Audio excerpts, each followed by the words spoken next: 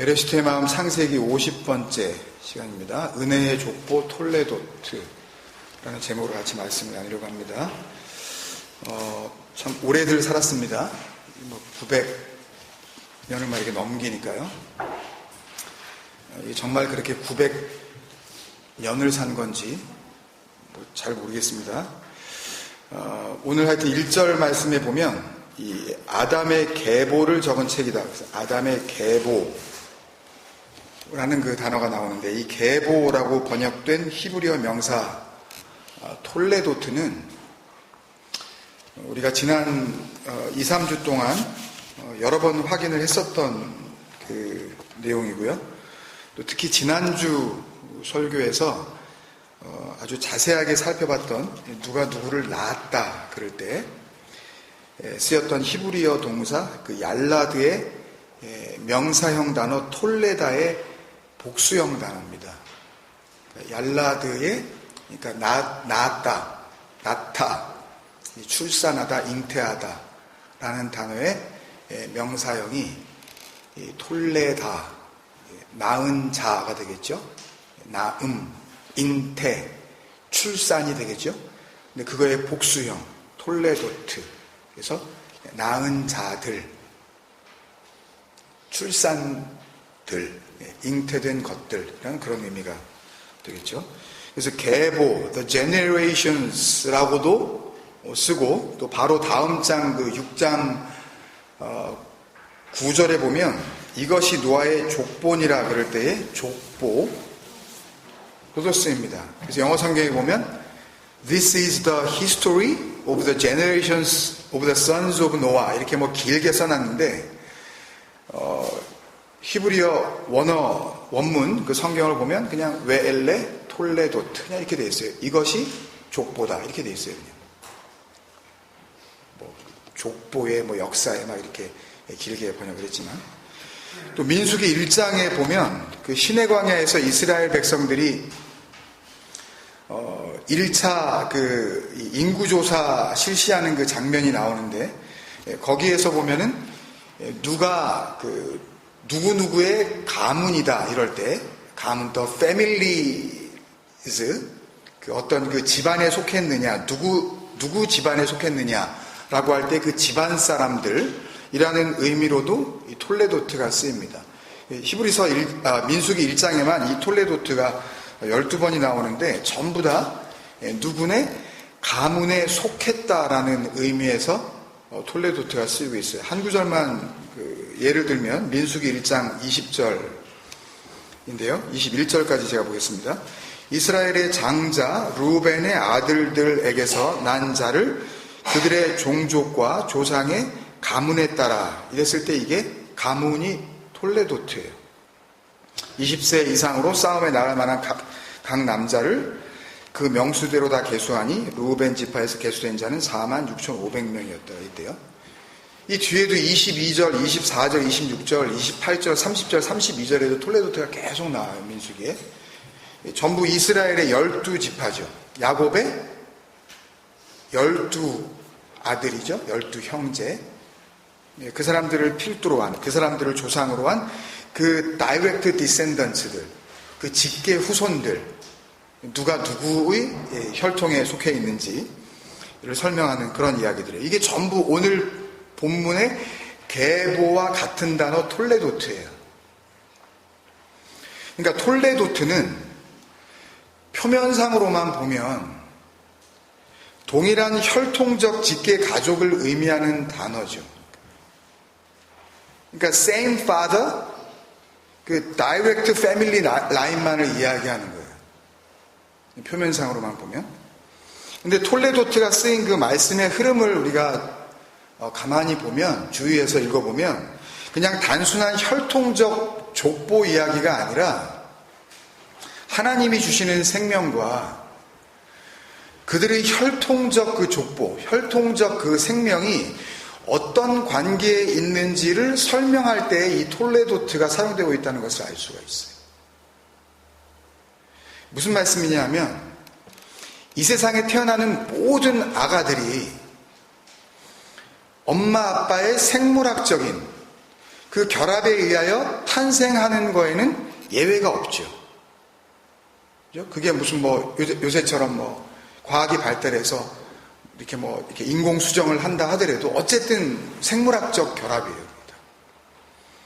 근데 그들이 그렇게 태어난 이 아이들이 자라나면서 이 땅에서 살아가는 동안에 어떤 사람들은 자기의 그 육체적, 그 인간적, 그 생물학적 엄마 아빠에게서 물려받은 그 혈통적 생명 이외의 것과는 아무런 상관도 없이 살아가는 사람이 있는가 하면, 다시 말해서 그냥 그 엄마 아빠가 내 엄마 아빠고 나는 그의 아들, 딸, 그냥 그 이상도 그 이하도 아닌 그런 존재로 살아가는 사람이 있는가 하면, 어떤 사람들은 그 혈통적 생명을 통해서 오히려 하나님이 주시는 진정한 생명을 넘겨받기도 하더라는 얘기예요. 그게 톨레도트예요. 바로 이때에 이 인간적 생명이 전부인 줄 아는 혈통적 족보나, 다 족보 가지고 계시잖아요, 웬만한 집들은. 또 이 족보가 없으면 또 이게 허술한 집안이 될까봐 뼈대 있는 집안이라는 거를 이렇게 어떻게 좀 알리기 위해서라도 그냥 꼭 이게 만들잖아요, 족보. 몇 대 이순신 장군이 우리 가문에 몇 대 이러고 그런 거 하잖아요. 김유신 장군이 이런 거. 그 혈통적 족보나 그 혈통적 족보에 머무르지 않고 하나님의 생명을 넘겨받는 하나님적 족보. 하나님의 아들로서의 족보죠. 아들들의 족보예요. 그 족보나 둘 다 계보, 족보, 가문, 톨레도트라고 부르고는 있어요. 근데 언제나 그것을 구분해요. 이런 관점에서 보면 성경은 이 두 가지의 완전히 서로 다른 족보 이야기, 완전히 다른 가문 이야기인 거죠. 어떤 가문에 속해 있는지, 하나님의 생명과 아무런 관계가 없는 톨레도트에 해당되는 사람들이 누군지, 하나님의 생명과 연결되어 있는 톨레도트는 어떤 사람들인지를 구별해 주시는 책인 거예요. 그래서 이 책을 잘 보고 참 생명이 무엇인지 알고, 진정한 하나님의 은혜의 족보가 무엇인지 알고, 조금 더 길게 말하자면 성경 말씀 안에 약속으로 담아놓으신 하나님의 생명을 발견하고 그 생명 안으로 들어가는 그 길을 열어주시기 위해서 혈통으로 난 자들과 하나님께로부터 난 자들을, 그 두 족보를 구별해 나가시는 거예요. 그래서 예수님께서 오셔서 하신 일이 바로 이런 일이었던 거죠. 예수 그리스도가 기준이 되어, 예수 그리스도가 하나님의 약속의 기준, 그 기둥으로 세워지면, 그러면 혈통으로 난 자들이 누군지, 하나님께로부터 난 자들이 누군지 분명하게 드러나게 되는 거예요. 요한복음 1장 13절인데 9절부터 제가 한번 보겠습니다. 요한복음 1장. 참빛 곧 세상에 와서 각 사람에게 비추는 빛이 있었나니 그가 세상에 계셨으며 세상은 그로 말미암아 지은 바 되었으되 세상이 그를 알지 못하였고 자기 땅에 오매 자기 백성이 영접하지 아니하였으나, 영접하는 자, 람바노라는 이 단어는 그 옷을 입다, 그 떡을 먹다, 그 마음을 받다, 그런 뜻이에요. 복음을 다 이렇게 설명하고 있는 단어가 영접이에요.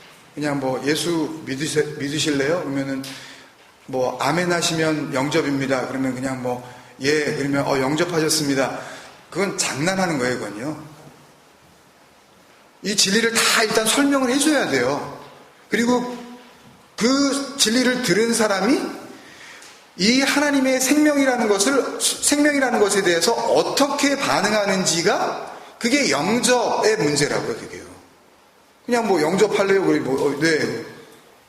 손 드실래요? 그래. 손 들어가지고 할렐루야 이렇게 하는 거 아니, 그건 진짜 웃기는 거예요. 복음을 아주 그냥 엉뚱한 걸로 그냥 이렇게 바꿔버리는 거죠. 제대로 가르쳐 주지도 않고 뭐가 뭔지 그냥. 예수 믿으면 좋은 일이 벌어진다니까. 돈 내놓으라 그러잖아요, 자꾸만. 크리스마스 때도 봉투 하나씩 껴놓고 말이에요. 영접하는 자, 곧 그 이름을 믿는 자들에게는, 이거는 우리가 잘 살펴봤었던 여호와의 이름을 부르는 자, 여호와의 이름으로 불리어지는 자와 같은 단어예요, 사실 이게요. 그 이름을 믿는다는 것은 어떻게 믿을 거예요, 이름이 없는데. 그리고 그 이름의 내용을 알아야 뭘 믿든 말든 뭐 어떻게 하지, 뭘 믿어요, 믿기는. 예수 그리스도 그냥 믿으라 그러면 그냥 그 이름 내가 믿습니다, 있었다고 믿을게요. 뭐 역사적 사실인 걸로 믿습니다. 그러면 구원인 거예요? 그러면은 하나님의 족보에 들어가는 거예요? 그런 게 아니란 말이에요. 그 이름을 믿는 자, 이 피스티오 호 오노마라는 단어는 그 참 빛, 참 생명으로 오신 그 이름, 그 빛이라는 그 오노마, 우리가 배웠죠. 그 쉔, 숨, 마음으로 간직해야 되는 그거, 그 존재 이유, 그걸 갖다가 마음으로 품는 거예요. 피스티오 호 오노마라는 뜻은.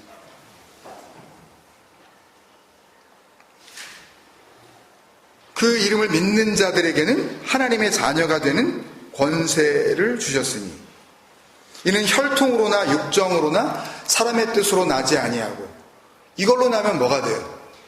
혈통으로 엄마 아빠가 서로 만나서 그냥 사람의 뜻으로 나면 이게 뭐가 돼요? 이게 아브람이죠. 그냥 그건 아무것도 아니에요, 아직요. 이렇게 태어나는 걸로는, 혈통으로는, 그 족보가 아무리 이순신 장군의 할아버지의 뭐 직계 라인이고 뭐 그렇게 아주 뭐 연결되어 있다 그러더라도 그렇게 태어나는 걸로는, 그 족보로는 하나님의 족보, 하나님의 자녀라는 그 은혜의 톨레도트, 그 구원의 그 반열에는 들어갈 수가 없는 거라는 거죠. 뜻으로 나지 아니하고 오직 하나님께로부터 난 자들이니라. 에크데우 겟나오, 이게 얄라드예요. 하나님에게서 난 자들.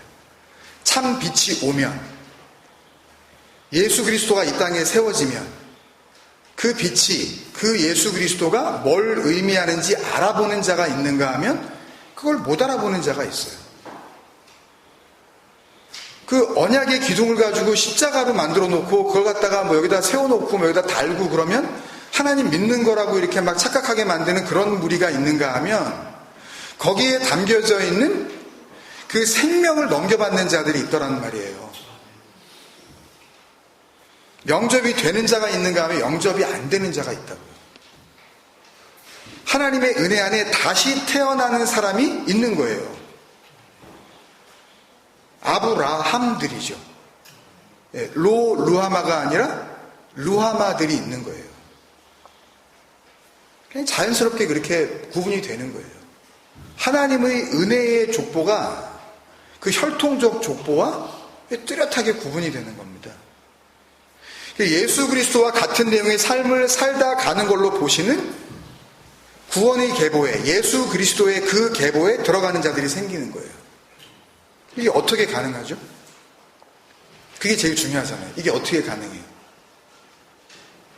이게 구원 받았다 그러는 거잖아요.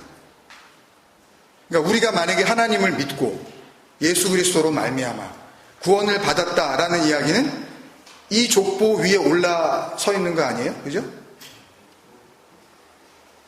누가복음 3장에 예수 그리스도, 거기에 사실은 내 이름도 포함되어 있는 거 아니에요? 사실 구원받았다면. 그러면 내 얘기인데, 그럼 이게 어떻게 가능하셨죠? 어떻게 이게 이루어진 거예요? 그러니까 이게 성경이 이야기하려고 하고 있는 하나님의 약속의 모든 내용이죠. 그게 어떻게 이게 가능한지, 어떻게 그 구원의 족보, 그 은혜의 계보가 세워지는지, 내가 어떻게 그 하나님의 그 계보에 들어갈 수 있는지, 그게 제일 중요한 거 아니에요. 창세기 그 45번째 시간, 그 약속의 표 오트 할 때부터 거의 매번 언급한 거니까 뭐 한 달을 넘게 지금 계속 집중했던 내용인데, 지금까지의 한 5주 정도의 설교를 다 압축한 그 내용으로 정리를 하자면 이렇게 정리를 해볼 수가 있어요. 하나님께서는 말씀을 주셔요. 우리에게는 기본적으로 성경이 되겠죠. 그죠? 근데 말씀을 주실 때에 그 말씀과 함께 그 말씀이 담고 있는 하나님의 약속의 내용이 무엇인지 그것을 상징하는 표를 주세요. 그게 예수 그리스도로 오는 거고 그게 나란 말이에요. 육체를 입고 있는 예수, 나. 그러니까 그 표를 안 받는 사람은 없는 거예요. 그러니까 이 땅에 태어나는 모든 육체를 입은 인생들은 전부 나라는 그 표를 달고 나오는 거라고요. 그러니까 그 표를 다 받은 거예요. 무슨 말씀인지 아시겠어요? 나는 받은 적 없는데? 이게 표라니까요, 이게. 그 하나님의 약속의 내용을 담고 있는 표가 성경이고 말씀이고 예수 그리스도고 나라는 말이에요. 근데 그 표를 받은 사람이 모두가 받는 겁니다. 예외가 없어요. 뭐 교회를 다니든 안 다니든 뭐 성경을 받든 안 받든 그 상관없어요. 그냥 나면 그냥 표를 받은 거예요. 그 표를 받은 사람이 그 표가 의미하는 하나님의 약속을 자신에게 주시는 진짜 생명, 그 새 생명으로 받게 되었을 때 그때 그들이 하나님께로부터 난 자들이 되는 거예요. 중간에 설명해야 될 것들이 많지만 압축해서 이야기하자면 이렇다고요. 그래서 이렇게 하나님의 약속의 표의 완성으로 오신 그 하나님의 아들 예수 그리스도, 이걸 조금 길게 표현하자면 우리가 잘 알고 있는 로마서 5장 8절 말씀에 우리가 아직 죄인 되었을 때 그리스도께서 우리를 위하여 죽으심으로 하나님께서 우리에게 대한 자기의 사랑을 확증하셨느니라 했어요. 그러니까 우리에게 대한 그 하나님의 사랑의 확증, 그러니까 하나님의 사랑은 그 그리스도를 죽이는 거예요. 그러니까 예수를 보내셔서 죽이고 그리스도로 죽이셔서 우리에게 대한 사랑을 확증, 그걸 갖다가 확실하게 보여주시는 거라 그랬으니까 하나님 사랑이라는 것에 대해서 오해할 여지가 없는 거죠. 그죠? 다른 거 아니란 말입니다. 뭐 나를 사랑하시는 하나님이라는 의미를 오해하지 않아도 된단 말이에요. 뭐 장사가 잘 되게 해주신다든지, 뭐 아픈데 뭐 낫게 해주신다든지, 그런 거하고 사실은 연결이 안 돼 있는 거죠. 하나님의 사랑이라는 거죠. 그러니까 다시 말해서 우리에게 대한 하나님의 사랑이 어떠한 사랑인지를 정확하게 보여주시는 약속의 표, 그 확실한 증거로 오신 예수 그리스도에 의하여 하나님의 은혜의 족보 안으로 들어가게 된 자들은 결국 자기를 낳아주고 그래서 자기에게 인간적 생명을 주신 분들, 자기가 생각할 땐 이게 생명이라고 믿었었던, 나에게 생명을 준 분들이라고 믿었었던 그 육신의 그 엄마 아빠에게로부터 받은 그 혈통적 족보, 그 육체적 생명을 부인하게 되고 엄마 아빠를 무시한다는 걸로 받으시면 안 돼요. 이거 잘 받은 거예요.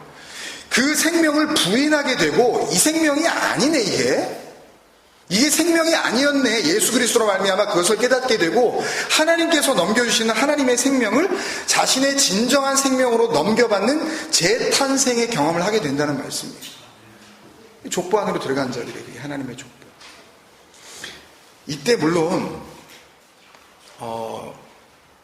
그렇게 새롭게 났으니까 또 뭐 생일 날짜 같은 게 있을 거 아니냐, 뭐 이런 또 이야기를 할지 모르지만, 여러분, 태어나는 아기가 사실 자기가 난 나를 자기가 몰라요. 우리가 알고 있는 생일이라는 것은 사실 남이 기억해서, 뭐 엄마 아빠가 기억했든 아니면 누군가가 기억해서 이렇게 한 거지, 그건 다 뭐 호적이 조금만 잘못 기재하면 그냥 생일이라는 건 뒤바뀔 수 있는 거고, 그죠? 혈액형도 뒤바뀌는 그런 상황인데, 장로님은 뭐 국민학교 때인가 하여튼 뭐 언제, 고등학교 때인가 뭐 언제까지 그 혈액형 그러셨겠다 그러시는데, 저는 대학교 들어갈 때까지 제가 RH-5형인 줄 알았어요. 그렇게 이 건강 기록부에 이렇게 돼 있었어요, 저는. 그래서 나는 진짜 특이한 피구나, 나는 진짜 이거 뭐 100만 불짜리 피야, 막 그러면서 되게 막 그랬어요. 근데 나중에 검사해보니까 아니더라고요. 그냥 RH 플러스 제일 흔한 피예요. 그냥 아무한테나 그냥 이렇게. 예. 그냥 그렇게 적으면 적는 거잖아요. 그러니까 생일이라는 거는 우리가 모르는 거란 말이에요. 그건 누가 알아요? 낳은 자가 아는 거예요. 그러니까 만약에 하나님 앞에서 우리가 다시 거듭났다면 그건 그분이 알아서 하실 일이지. 그러면 너 새로 태어났으면 너 며칠 날 태어났어. 이런 거 하면 또 구원파 되는 거예요, 또. 그러니까 이렇게 하나님의 생명을 넘겨받은 자가 뭐예요? 하나님께로부터 난 자예요. 이게 하나님을 믿는 거예요, 이게요. 그러니까 그리스도 안에서 거듭난 자가 되는 거죠. 예수님께서 물과 성령으로 너희가 거듭나지 아니하면 절대로 하나님의 나라를 볼 수 없다고 말씀하신 내용들인 거예요, 이게요.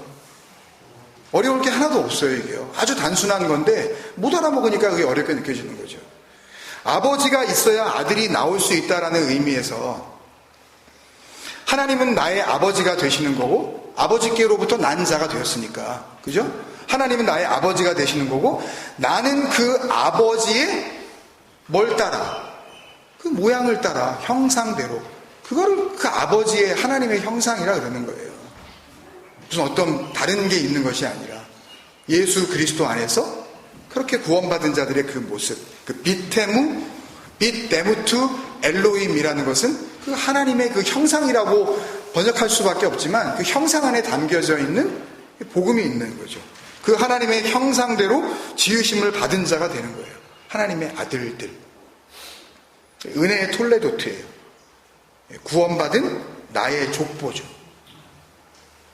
그래서 오늘 본문 1절의 아담은 우리가 이미 야훼배 때도 살펴봤지만 누가복음 3장의 그 예수 그리스도에게까지 이렇게 거슬러 올라가는, 그래서 내리 족보로 연결되어지는 그 구원의 족보의 첫사람, 하나님 이외의 첫사람이라는 의미에서 하나님의 모양대로 지으심을 받은 자라고 말씀하시고 있는 거고, 그 아담이 누군지는 몰라요. 창세기 2장에 나왔었던 그 하아담과 또 창세기 3장에 나왔었던 그 아담과 이 창세기 5장에 나오는 이 아담들은 전부 아담이라고 했을 때 그 아담은 그건 흙에서 나온 자라는 그런 뜻이란 말이에요, 그냥. 그러니까 먼지였던 자에게 하나님의 생명이, 하나님의 생기가 들어가게 된 자들을 의미하는 단어로서의 아담이란 말이에요. 실제로 그 사람의 이름이 아담이었는지 아니면 하나님께서 아담이라고 그냥 부르시는 건지 그것까지 우리는 알 필요가 없는 거죠. 그래서 이 말씀을 통해서 하나님의 아들이 되는 예수 그리스도의 족보가 어떻게 흘러가고 있는지 설명해 주시기 위해서 모세를 통해 이 창세기의 이 기록들을 책으로 쓰게 하시고 있는 거죠. 그래서 책이라 그래요. 책. 하나님의 약속이 무엇인지를 알려주시는 언약의 책. 그죠? 어떻게 하나님의 생명을 얻을 수 있는지 알려주시는 생명의 책. 근데 이 언약과 이 생명을 모르면, 그런 상태에서 이 책을 그냥 읽고 어떻게 해서든지 여기서 뭔가 교훈을 얻으려고 들면 이게 뭐가 돼요? 그러면 이혼책이 된다 그랬죠. 그죠? 이거 우리 그 십계명 9번째 시간 언약을 모르면 간음의 책, 이혼증서, 그 세페르 케리투투 할 때 이거 자세하게 했었잖아요. 십계명 여러 번 들으셨으니까 기억나실 거예요. 그 예레미야 3장 8절의 말씀이었죠. 그러니까 원래는 언약서이고 언약의 책이고 원래는 생명을 주시는 그 생명책인데 그 생명의 언약을 모르면 그러면 이혼의 책, 갈라섬의 증서, 하나님과 상관이 없는 거예요. 관계가 끊어지는 책.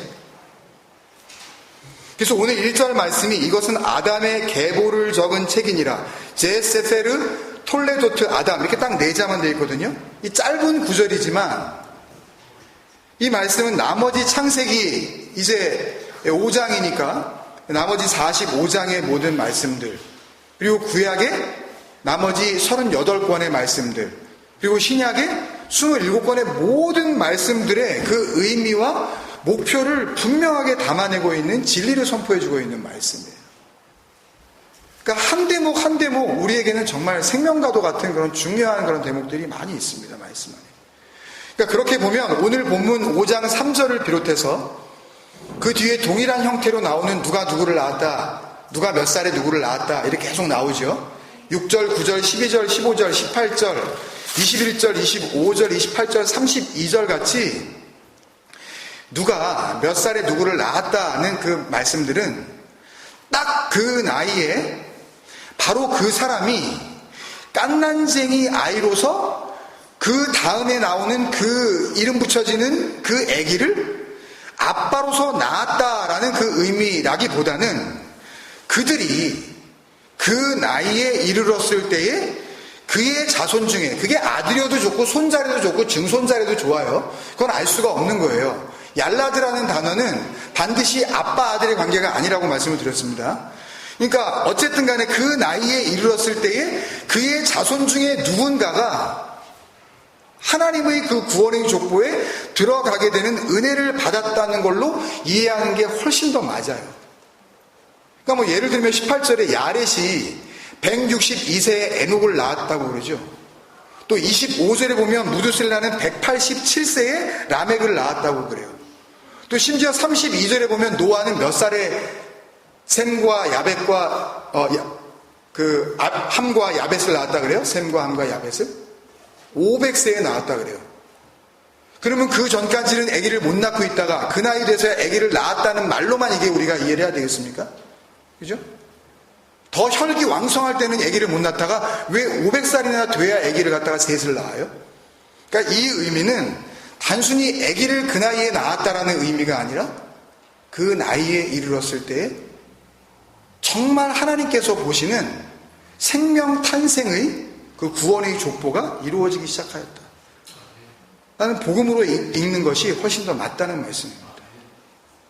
예를 들어서 사도행전 16장에 보면요, 바울이 2차 전도 여행을 갔을 때에 오늘날의 그 터키에 해당이 되어지는 그 소아시아 그 너베와 루스드라라는 도시에 갔을 때 디모데라는 청년을 만났다는 그 장면이 나와요. 우리가 잘 알고 있죠.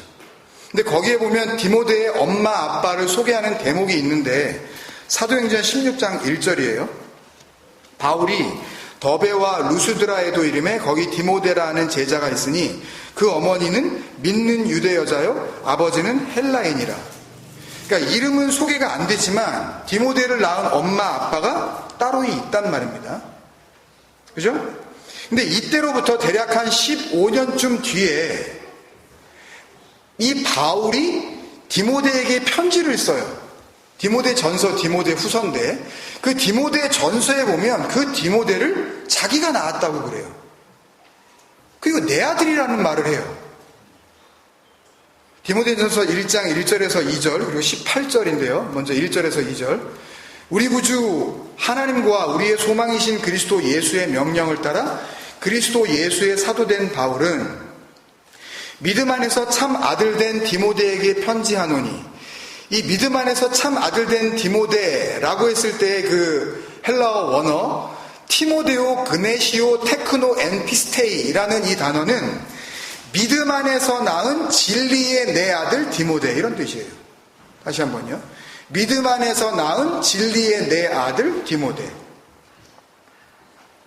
하나님 아버지와 그리스도 예수 우리 주께로부터 은혜와 긍휼과 평강이 내게 있을지어다. 내 아들이라 그래요, 디모데를.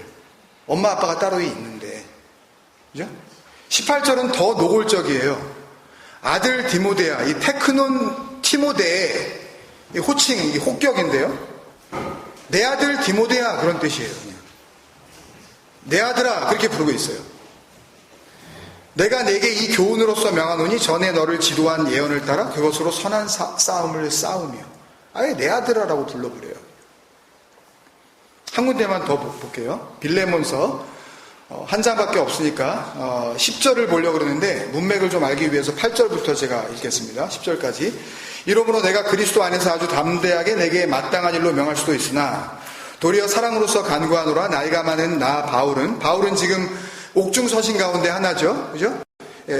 바울이 1차 이 로마 감옥에 수감됐을 때 기록한 그 서신이죠.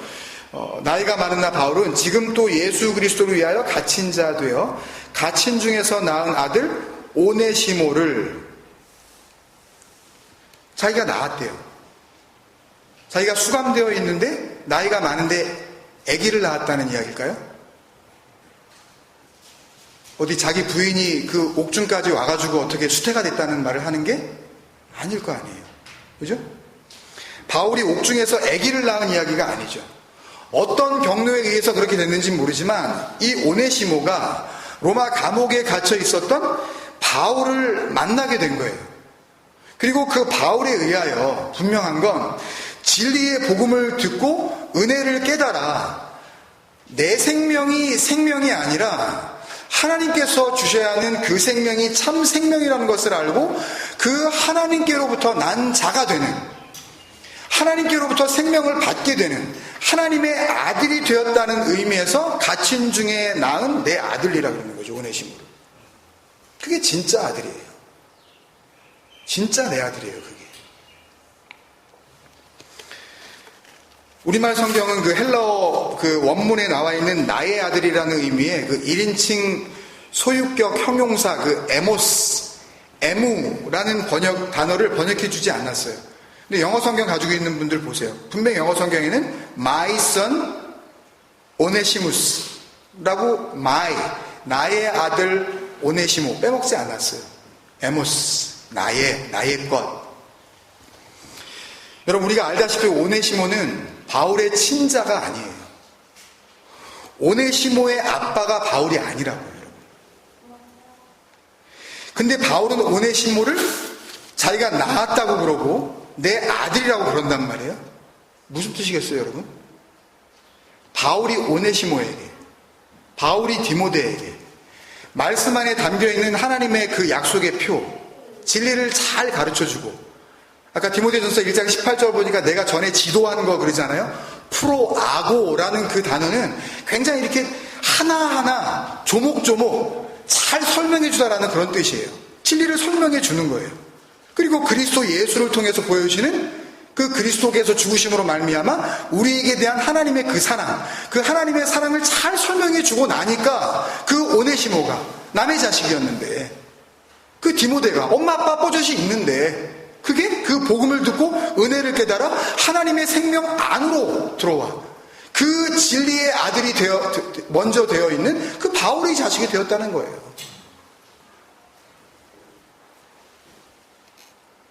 그걸 그걸 하나님께서 믿음 안에서 낳은 내 아들 디모데, 예수 그리스도를 위하여 갇힌 중에 낳은 내 아들 오네시모라 그러는 거예요. 내 새끼가 정말 내 새끼입니까? 내 배 아파서 낳았다고 다 내 자식이에요, 여러분? 내 자식일 수 있어요. 그렇지만 그분의 자식은 아닙니다. 오늘 3절 말씀에 아담은 130세에 자기의 모양, 하나님의 모양을 그대로 넘겨받은 그 아담으로서의 자기 모양이죠. 하나님께로부터 난 자로서의 그 아담의 그 모양인 거예요. 그 자기의 형상과 같은 아들을 낳아 이름을 셋이라 하였고, 그죠? 또 6절에 보면 셋은 105세에 에노스를 낳았고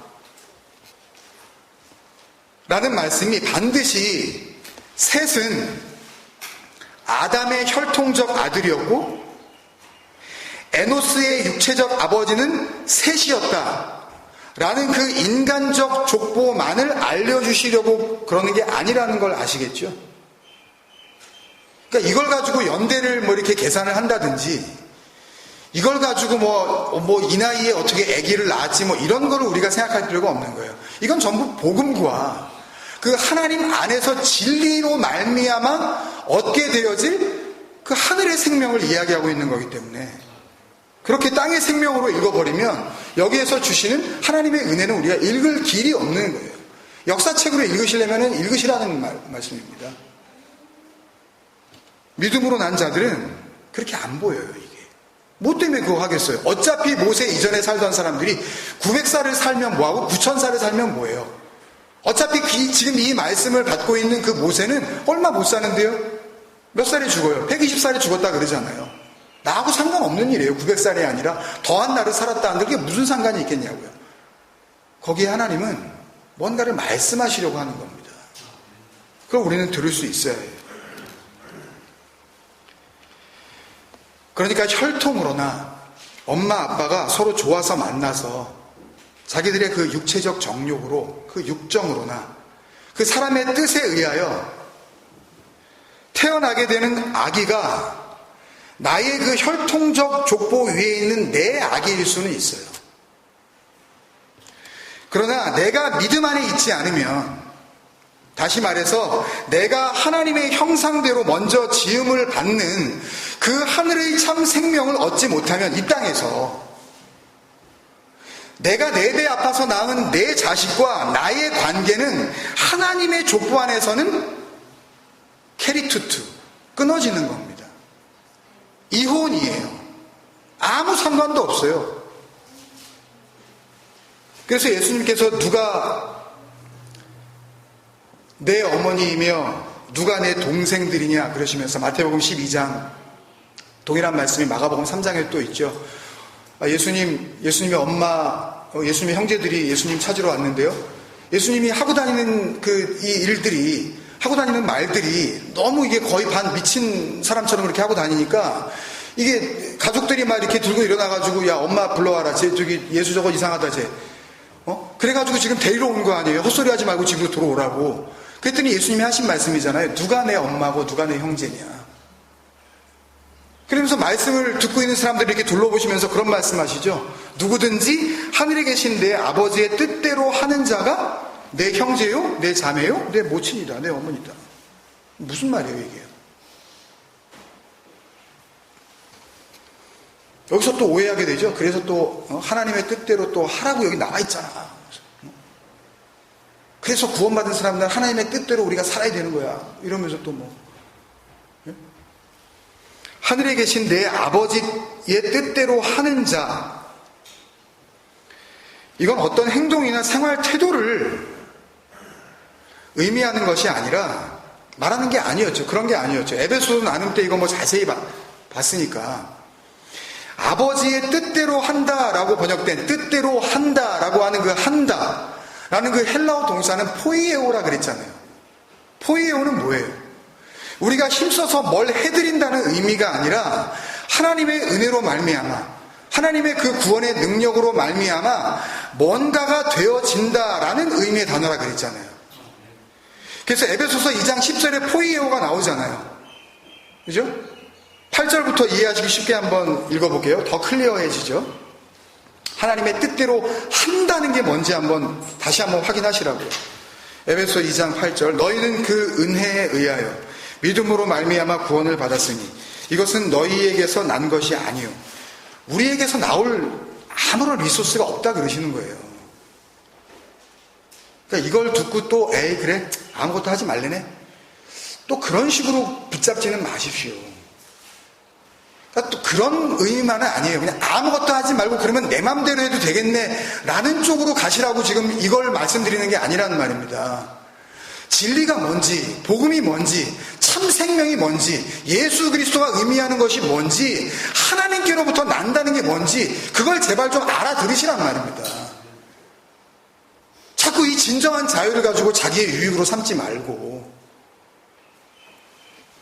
너희는 그 은혜에 의하여 믿음으로 말미암아 구원을 받았으니 이것은 너희에게서 난 것이 아니요 하나님의 선물이라.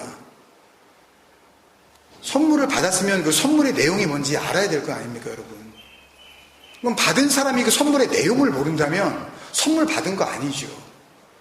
그리고 선물을 받았다면 그 선물이라는 것은 무언가를 위하여 주신 건데 용도도 모르고 그걸 받고서 덜컥 앉아있으면 그 선물이 무슨 소용이 있겠어요?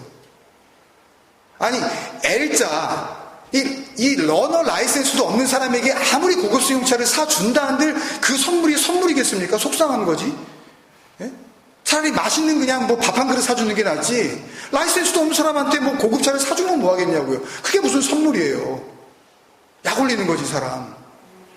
선물을 받았다면 그 선물의 내용을 안단 말이죠. 선물 받으셨냐고요. 은혜로 구원 받으셨다며요. 행위에서 난 것이 아니니 not of works. It's not coming from any action. 그러니까 이게 우리가 뭘 해가지고 되는 게 아니기 때문에 더 힘든 거예요 이게요. 차라리 교훈을 전하고 한번 열심히 한번 해봅시다. 그러니까 아직 한번 우리 헌금을 내는데 요번에 한번 1년 다 쓰고 나가지고 한 10만 불 모아봅시다. 그럼 깔끔하죠. 눈에 보여지니까. 아니 저라고 그거 못하겠어요? 그걸 보고 자랐는데. 예? 우리도 한번 땅 사봅시다. 우리 눈 감기 전에, 우리 눈에 흙 들어가기 전에, 우리 다음 세대들에게 저쪽에 좀 한 30분이라도 나가가지고 땅하고 우리 몇 필지라도 우리 좀 한번 사놓고 우리 죽읍시다. 그러면 신이 나죠. 한 푼 한 푼 모이는 그 재미가 있잖아요. 이건 보이는 것도 없고 뭐 하라는 것도 없고 뭘 해야 될지도 모르겠고 더 힘들죠. 그래서 율법을 붙잡는 거예요. 은혜를 준다 그래도. 우리는 그가 만드신 바라. 이게 포이에오죠. 이게 포이에마죠. 에스멘 포이에마. 우리가 만들어진 것. 그죠? We are his workmanship. 누가 일하시는 거예요? 아버지가 일하시는 거예요. 우리는 그냥 지음을 받는 거예요. 그리스도 예수 안에서 선한 일을 위하여 지으심을 받은 자니, 또 이것도 또 오해하기 딱 쉬운 일이죠. 이 선한 일이라는 것은 설명하고 넘어가야 될 것 같아서 마태복음 19장에 보면 어떤 부자 청년이 와서 주님께 이렇게 묻는 장면이 나오죠. 내가 무슨 선한 일을 하여야 영생을 얻으리이까? 그래서 주님이 뭐라 그러셔요? 성경을 보면 선한 이는 하나님 한 분이라고 이렇게 번역이 되어 있지만 원래 원문에는 선한 것은 하나님 하나야 이렇게 되어 있어요. 그냥.